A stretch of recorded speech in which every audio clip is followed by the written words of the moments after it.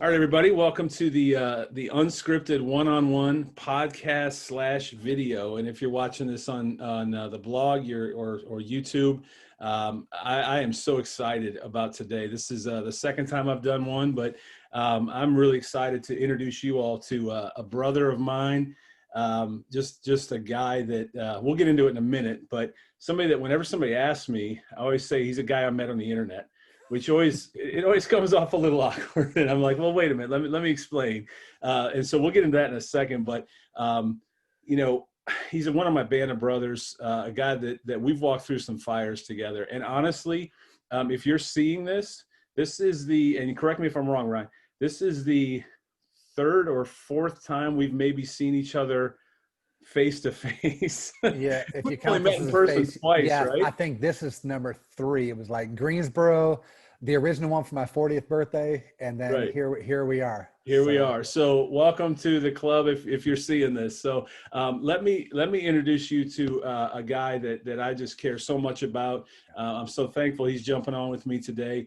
And we're just going to rip it up for a half hour and see what happens. But I can't wait to introduce the world to Ryan Grammatico. So Ryan, why don't you introduce yourself? Tell us who you are, where you're from, and where you are now. Thank you.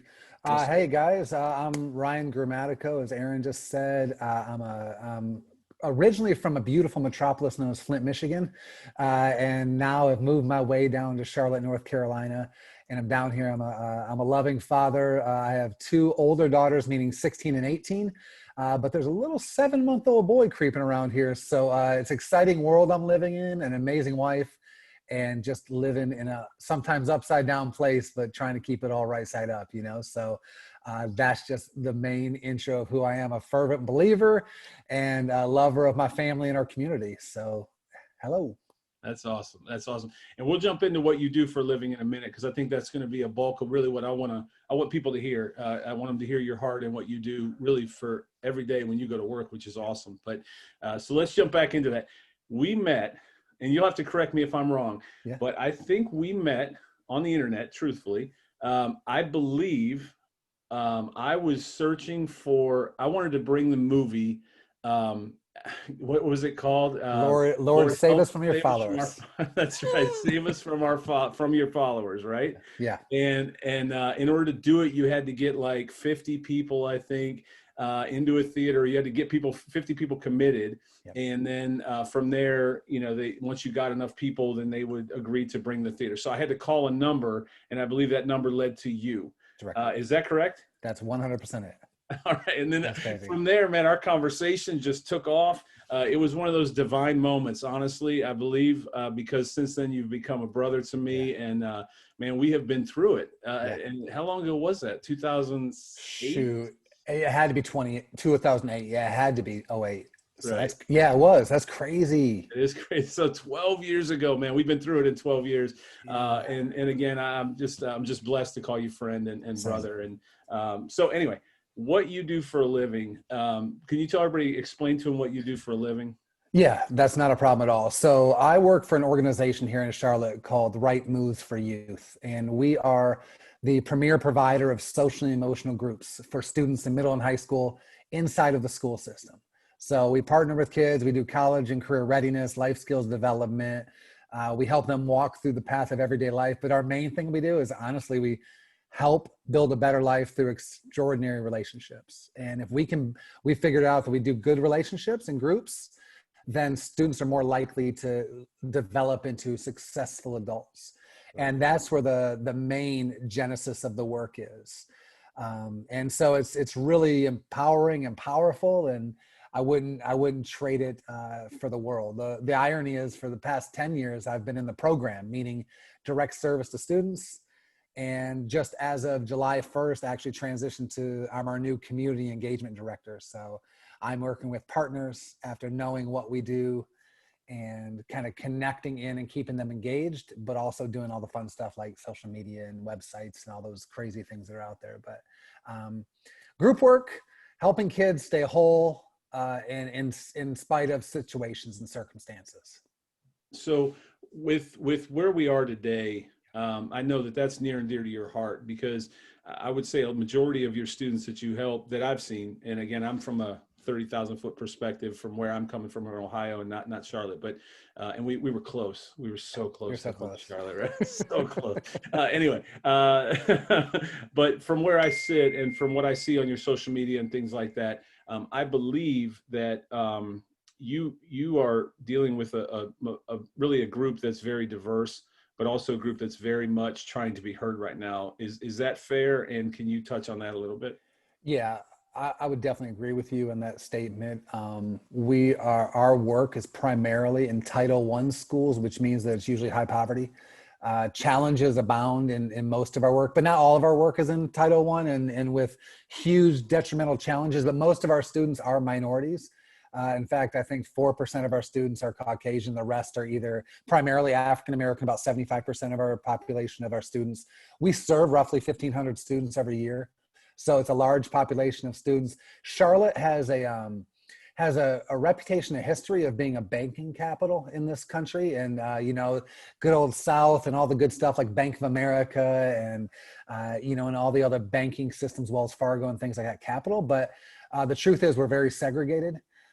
There are many statistics and stories. In fact, I would challenge everyone to go and read the Opportunity Report that demonstrated that Charlotte in Mecklenburg County, it's the 50th worst city to live in to try to escape poverty if you're born into it. So young people are almost impossible to get out of it unless they have a lot of supports around them. And unfortunately, as big as our city is, it's tough to really surround them all the time. And that's really what your role is in the day-to-day, is to be one of those supports, right? 100%. We partner again with the school district. We were originally founded by the police department, and in ironic fashion in today's world, right, with what we're dealing with, right. And what our students are who are minorities having to wrestle against their perceptions of the police and law enforcement. Right. We get to, you want to talk about a luxury and a curse at the same time. We get the opportunity to help kind of blend them together and help them understand that not everybody does bad things, and that we're just trying to help them navigate through it. In fact, some of our best partners are some of the officers that work inside of schools or in certain parts of our city and have come alongside these young people, and they're like, wow, you're just like me, or you're just like my dad, or you're just like my cousin, or it's just, you're a human being. And the same thing back for the police officer. Wow, you're just a teenager like I used to be. Right. And let's kind of bridge that gap together. And that's been our major work, especially over the past, I'd say 4 years, has been really working to connect students and increase their social capital in their own city as much as we can. And you've done some cool stuff. Like you guys went to the All-Star game when it was in Charlotte. I've seen, and that's probably just the fun side of the job, I would think. Or is that, I would guess every day is not the All-Star game, but you've seen some really cool stuff, and you've done some really cool stuff, and they've seen from what I've seen from your social media and things, they've had an opportunity to do some things that some of us would never have a chance to do, which is incredible. Yeah, you nailed it. I think one of the main things that we're always trying to do is expose young people to opportunities. So whether that was being chosen by LeBron James to be his charity of choice at the All-Star game and win $350,000, and it might be the only time I've ever rooted for LeBron. So just to put that out there, right. MJ for life. But like, a student that's never seen a Broadway musical, so taking them to see, Sound of Music or Hamilton, or who's never been to a Hornets basketball game, who's never been to a Panthers football game, or who's never been on a college campus. We get the opportunity to expose them. Or one of my favorites was last year, we went to the Microsoft headquarters here and had students take a business tour of what it's like to work inside Microsoft. So they saw a casual environment. They saw a really cool campus. They had a really great opportunity to kind of see a basketball court on the campus that people were using at lunch. So like, cool. Wait, you guys play ball? Like, yeah, we do that it's a way to break and things like that. So did you drop a triple double on them? Yeah, hey, today was a good day. You know what I'm saying? That's how we always keep it, right? Absolutely. So that's the big thing, is helping students see that there is more, and not just the current situation you're in. You've got to be forward thinking. You've got to honor where you are, but you have to be willing to put in the work to get to where you really want to be. Right. And so, I think you're putting a point on the horizon for them too, to where without that, where are they going to go? What are they going to do? You're giving them the opportunity to say there's more, but you got to work for it and achieve it. That's awesome. Well, Aaron, you nail one part in particular. Our mission is to help provide resources and guidance to help students graduate high school. But the main thing is with a plan for their future success. So whether you're going to college, whether you're going to get a job, whether you're going into the military, or whether that all falls apart, you've got to be strong enough and resilient enough to keep the plan going. So at the end of the day, we want productive young people to become productive adults. And so if they decide they go in the military and after 3 years it's not for them, well, good. How do we teach you how to make a plan? How did we work on when you fail, if you got fired from a job, not to give up, not to go down a negative route, but to take what you've learned and still stay connected to your source of support and keep moving forward. Right. And, you know, using an old John Maxwell a mode of failing forward. So like, it's okay to fall down, but it's going to be more important about how you get up. Yep. And again, I promise our audience, this is unscripted. And so we have not rehearsed this. I didn't send you anything. We had a small discussion about why when I invited you on, but I say that because I want people to hear the passion, because I believe in your heart that's what that probably takes for that job every single day. And I think that transitions maybe to my next question for you, and that is seeing what you're seeing right now. How heartbreaking is it for you? And for anyone listening, what are ways that we can help? And I did the one last week with our guys from the Destroyers, and to me it was just great to hear their passion and all that as well. But that was my question to them: is how do we move forward as a society? So 2 questions for you. One is how heartbreaking is this for you right now, and because it's close to you. And 2, what is your recommendation from somebody that's living this every day? What's your recommendation on how we can start to advance forward and not just make noise anymore? How do we advance forward? Yeah, let me start from that personal side. You mentioned about what's it like for me. I'm an empath. I'm an ENFJ. I feel everything. I've not, what I thought was a curse in my life of feeling everything, I've now realized I'm a borderline superhero, because I can feel with everybody and I know what it's like, even though I may not be down those paths. But in terms of today's current, culture and what we're dealing with, I grew up in a high poverty area. I come from abject poverty. We were in the welfare system. So some of those socioeconomic things I connect with, neighborhoods I connect with. So I recognize a lot of the young people that we work with in our community as people that were like my friends growing up. So I see them and I hear them. Right. And that hearing is the part where I would transition when people say, what can I do? I have to pause and almost think, some days it feels like I can't do anything, if I'm just being honest. I'm unscripted. I don't know really what impact I can actually make, but I heard a wise thing, I'd say just a few weeks ago, seek less to be understood and seek more to understand. Right. And that's going to require one major thing, and that's asking better questions. Instead of just going, why did you do that? Or why do you feel like that? There are many deeper ways than just it's just some closed-ended questions. It's just getting, you got to build a relationship. You've got to get close. You got to change your proximity, and you have to be willing to get uncomfortable. If you're coming from the white lens, which I do, I come from I'm Caucasian. As much as you can tell, I am as white as they come. Although the students who call me Mr. G kind of argue that some days. But like, the idea that I've got to be willing to be uncomfortable, I've got to go sit on a porch sometimes and help lean into some of the pain and say, I'm sorry. And I'm with you in this. And the key always, no matter what, is when you start the journey, you have got to stay consistent and you got to keep showing up. You can't do this for a week. You can't just put a black box on your social media and think you just changed the world. Right. Because no one's listening to that. Right. Because you know what? You're going to jump on the next cool thing that's happening. Right. So if you're not literally staying in conversations, if you have neighbors who look different than you and you're not having conversations just about how are you, if you've got black friends and you haven't asked, hey man, how you doing? Just in an honest conversation, I would say that you need to start there, is just asking good questions, being genuine and authentic. And then the key is just going to be love, right? I don't mean to be cliche. No. But like, what do you need in a situation? Right. And if you were oppressed, if you were held down, or if you even had the lens that you thought you were, what would you want from someone? Right. And I just try to, my practical steps typically are like, be what I want somebody to do for me. It's not golden rule, walk those steps. All those kinds of things are really vital. And I'm seeing the outcome of that, where students are still calling me saying, hey, Mr. Yeah. G, I'm dealing with this right now. I need you. Or just even in positive stuff. I'm just turned 26 and I'm having a baby and I'm married, and like all these powerful things are happening in the world. It's so cool to be a part of, but they rely on me because I've always been there. Yeah. And I don't turn my back, and I don't say, well, you're wrong. I don't invalidate feelings. I don't care what I think, because their feelings are real. Man, that's it.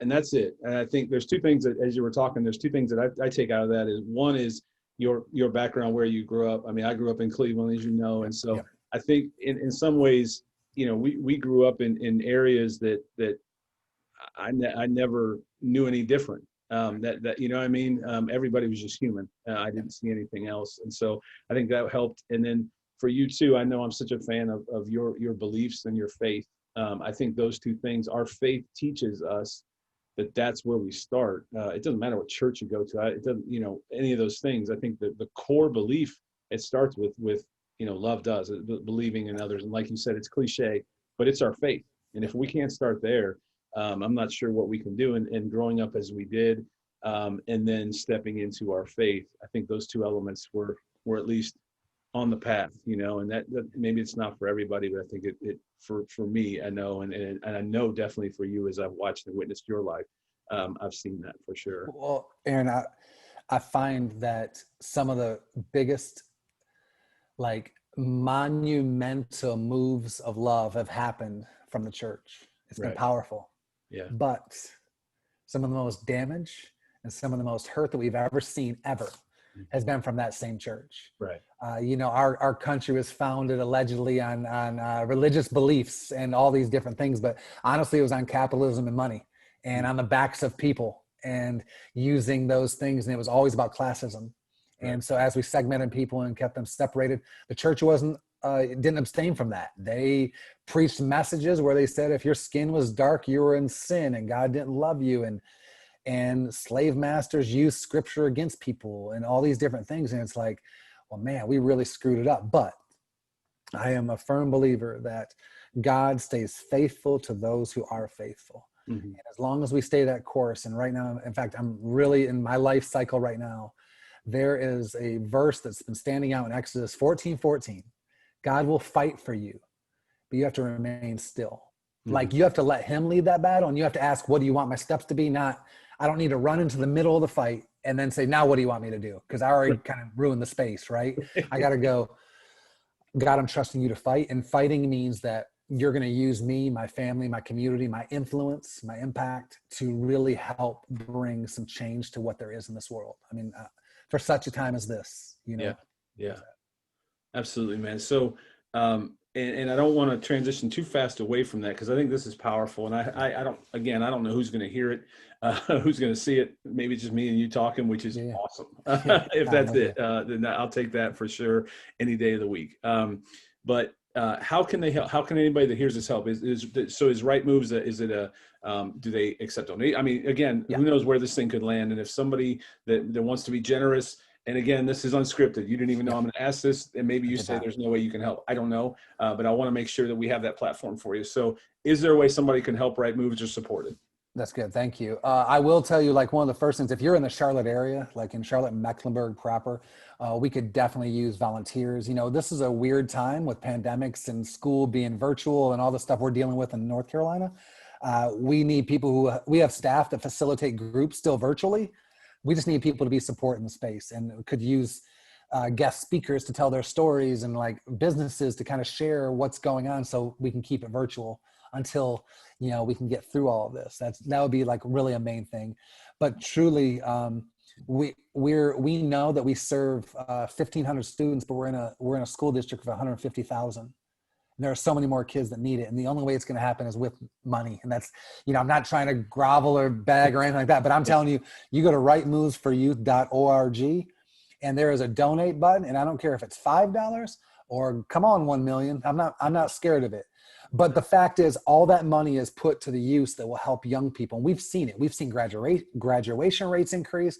We've seen connection to things. We've seen more kids go to college. We've seen more kids get in less trouble. Like, that's important, because those things will impact their future. Absolutely. So give your time, give that treasure, like honestly, like it will matter to that. And I'm not just saying like, oh yeah, we use it all for overhead. No, I mean like it goes direct service and we give it to those young people, because one of the things that also, if you're not like, oh, I don't have money, but I can give you tickets to football, even though we don't have football right now, but like things that could be donated, gift cards, like we incentivize students. Those kids go to sporting events and they go to different things because they earned it. They came to school, they didn't get in trouble, they stayed connected, they did what they were supposed to do. And we're dangling carrots. Right. So if you've got carrots in all those different fashions of gold, diamond, fruit, vegetables, I don't care. Like send it on down. And so whether it's gift cards or cash, or like donations, things like that, honestly, it could be used, and it's in such a powerful way to see real work happen.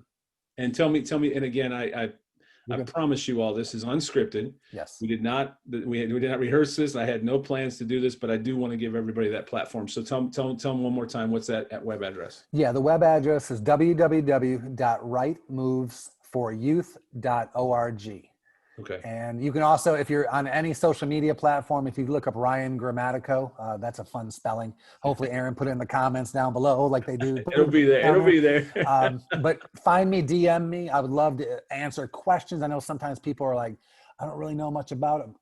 Holler. Like I'm an open book. I will have the same conversation with everybody we can, because I just believe in telling the story and letting them see the impact that's really, truly happening, and not just some fluff piece of a beautiful website, but like real impact happening in this world, making change. Yeah.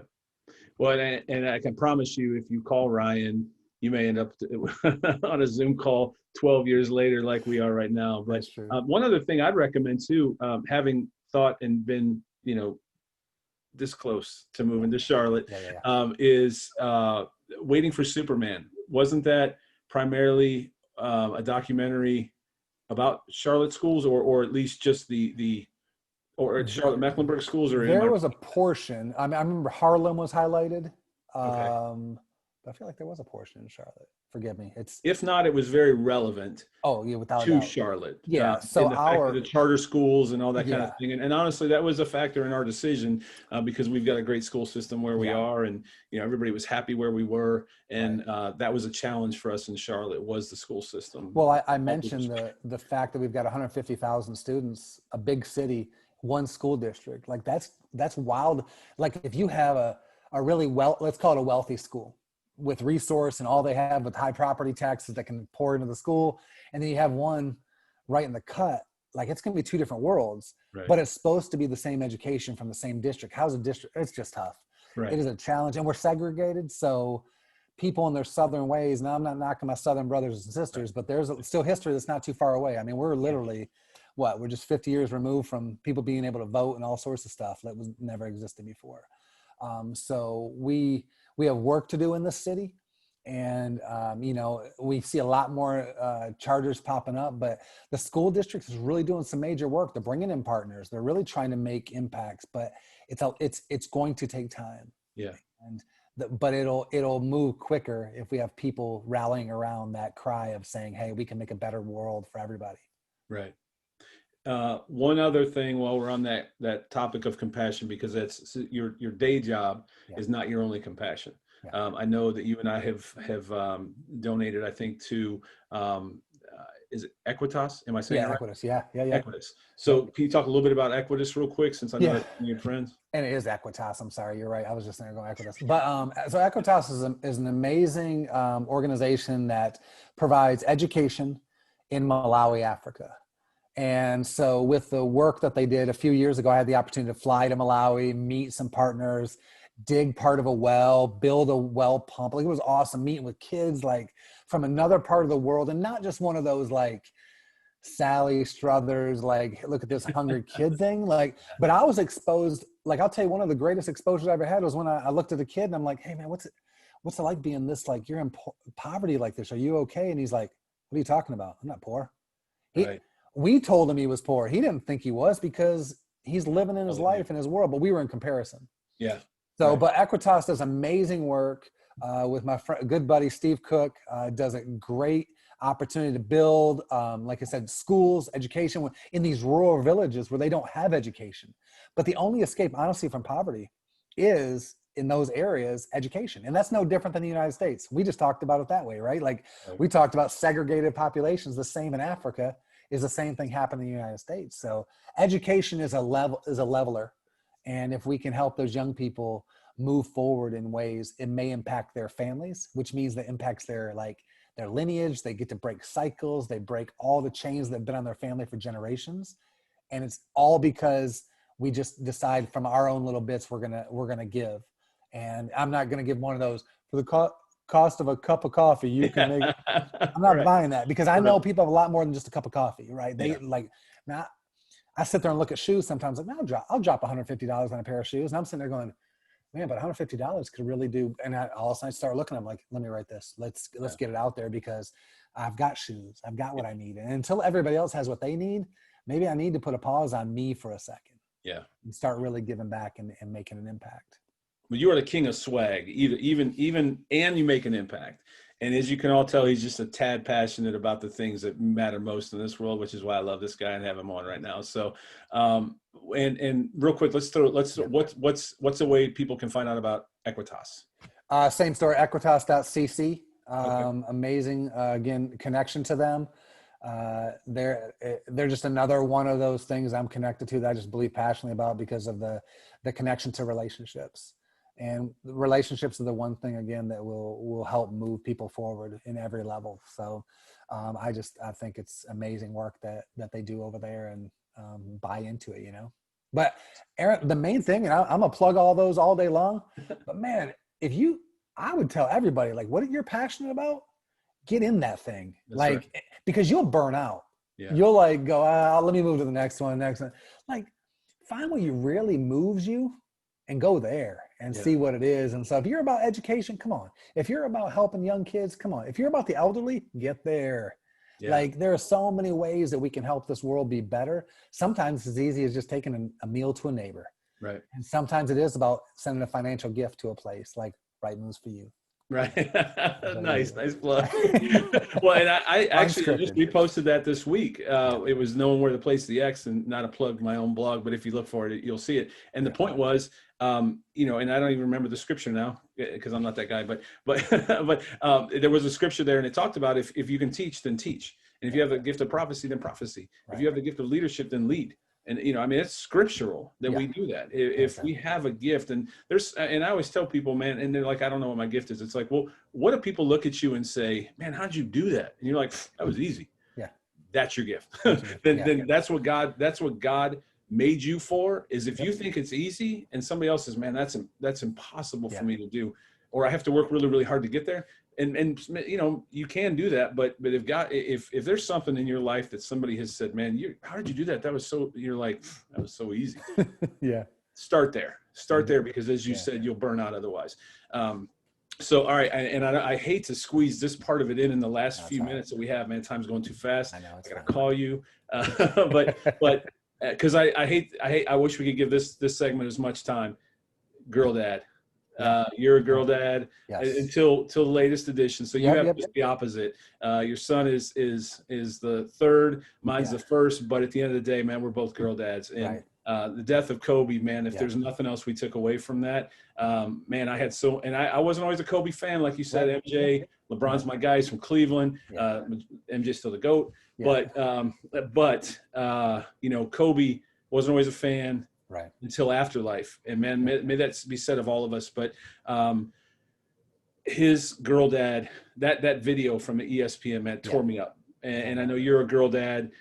You just posted that picture, 3 weeks ago, sent me that text that said, man, Kenny Chesney, there goes my life, tore me up right where I was standing. Man, talk about being a girl dad for a minute, because I know you're proud. Yeah, you talk about, look, I'm like lighting up now, just even thinking about that. Baby. Yeah, so Addison, being a freshman in college, just drove off, and broke my heart to see her drive away, but I was so proud because of what we've poured into her and the young lady she is. And then her younger sister, who's now 16, Bailey, is a champ. Like, Bailey is so resilient, such a loving, caring. In fact, she's been working through, with one of her classes, personality tests and profiles and finding out who she is. And she's a helper. Yeah. And I could have already told you, you didn't have to take a test to tell me that. She's always been helping. So looking at like the product and the outcome of these young girls. And I've had the impact on that. Because when I was young, right, give me 5 boys. I need a point guard, a shooting guard, power forward, small, and a center. I was thinking that's all I was going to do. Right. But they have shifted the way that I viewed humanity because they come at it in a different way. So it was good for me to take my male masculine lens and shift and have to go, man, how are they looking at it though? Yeah. And I learned a lot more. Man, they didn't care what I said. They cared more what I did. And so if I didn't show up to the little play, or if I didn't go to the game, whether it was soccer or basketball, whatever it was, if I didn't, like, they would know like that wasn't real. So I made sure I was at everything I could be at. And it was such a powerful thing. And they'll still curl up. My daughter, Addison, hates hugs. But she'll hug the hockey out of me. Yeah. Like, she knows that I just like, I adore her. And Bailey's all about some hugs and will give me everything. And it's just, we are such a close-knit group. Yeah. And you're right. The death of Kobe was heartbreaking because, and I don't think it was just the death of Kobe, right? It was with his daughter. And we I felt like I sat in the helicopter seat. Right. As it's going down, picturing me having to deal with going down and holding my daughter. Yep. And so it sat real. And I'm like, you know, I'm not going to live another month. I'm not giving flowers away at funerals anymore. I'm giving them before people are gone. So I want to give kudos out there. Like, Aaron, you've been a shining example for me. We have chopped it up and iron sharpened iron over the years, man. But we have tried to lean into this parenting thing and champion for each other and tried to push it as far as we can. And man, you've been a trusted person for me. And I've appreciated that because they're an impact, honestly, because of 12 years of friendship with you too. Like, some of their outcome is because of the things we've sharpened with each other and the fires we had to go through. And that's what made us stronger. So thanks to you, man. Like, and Heather, like, you guys are freaking goats. Jeez. Like, well, I would say, and so I'll rebound that back. I mean, again, we've met in IRL twice. Yeah. And both times, you know, especially the night that your 40th, you know, I got to stay at your house. Yeah. And man, those girls treated me like I was literally like I was your brother. I've never met them before in my life, but man, they treated me with such, we were cutting up, they were cutting up. I mean, just, I felt like a part of the family with them. And one of them even let me sleep in her room. Yeah, that's right. When in it, clarify, unscripted. But no, I mean, she, you know, gave up her room for me, and man, they've always treated me like family, and I've appreciated that. And again, as you said, we've learned from each other. There's no manual, there's no script, but they're beautiful girls. You have a beautiful family. I can't wait to meet the youngest guy. Yes, sir. So I need to get on a plane or get in the car and get down to Charlotte. And maybe we have to come up. Excuse to go to North Carolina. So. Well, maybe we have to come up that way because, you know. Oh, that ain't gonna play well here, man. You had everybody up until that moment. To all the Ohio people, hey, be gracious, extend love, know that we can. It goes back to what we said earlier. You know, we gotta love. So, all right, we got like 1 or 2 minutes. Best book you're reading right now? Man, you are getting after me. Man, it's gonna make me mad because I feel like I want to dig into it right now. But the 4 Agreements. I'm not sure if you're familiar with it, but it's about the 4 agreements. What do you agree with? These 4 major factors. It's a continual read for me all the time. Like, I read it probably once a year. I'm in the middle of it right now, and it just talks about what you agree with about yourself. And so I would challenge every person in this world. I don't care how old or young you are. Get the 4 agreements. It will change every single aspect of how you view your life, how you view scripture, how you view God, how you view friends, family. It will, you're like, oh, I need to bring this to the table. And that's what it's going to be, because it's, at the end of the day, if you don't agree with the good parts of yourself, you're just a wounded warrior running around out there, and you don't know, like, you're not as strong as you need to be. So it's like, let's agree with the best parts of ourselves, and it will turn it upside down. I think it's definitely the book to get hold of. Awesome. Who's the author? Don Pablo. It's like a 3-name. Forgive me. My bad. Unscripted. Sorry, guys. Unscripted. It's gonna drive me crazy. I'm sorry. I called him Don Pablo. It's something along that line. I can't remember exactly what it is, but it's such a gripping read, because the more I kept reading it, the story itself was engulfing my own life every time. I'm like, oh yeah, I needed to hear that, especially when I work in human services. So I need things to keep me grounded and to help me be, my best self, so I can be my best self for other people too. Well, man, you've always been your best self to me. I can't thank you enough for being on today. We got to do this more often, even if Yeah. it's not recorded. Facts. It's just you and I cutting and ripping up. I need to get down to Charlotte. You need to get up here. And thank you so much, man. Last again, Yep. links one more time, just in case anybody missed it. And I will put it in the post too. But links one more time. Yeah. For everything we talked about. Not a problem. You can go for our organization with www.rightmovesforyouth.org, not Right Moves for You, youth, youth.org. You can check out equitas.cc, and you can also find me on all those fun social media platforms at Ryan Grammatico. He is a great friend. He's a great follow, and hopefully, some people ring you up or hit you up after this, just to, if nothing else, to be a friend. It'll be the richest thing you've ever done. So Yes, sir. I love you, brother. Thanks for Love you coming too. on, and we'll see you real soon. All right, man. Appreciate it, man. Thanks, dude. All right, bye.